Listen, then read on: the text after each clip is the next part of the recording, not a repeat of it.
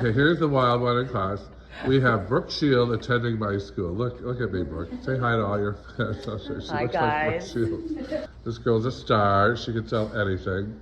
What was the best? What did you think about the week? Oh, you're my biggest cheerleader. Go! I had the most amazing week. I have to tell you, I left my whole family. I added on after the second day because I was loving it so much. Oh, you only originally signed up for 2 days? I only signed up for 2 days.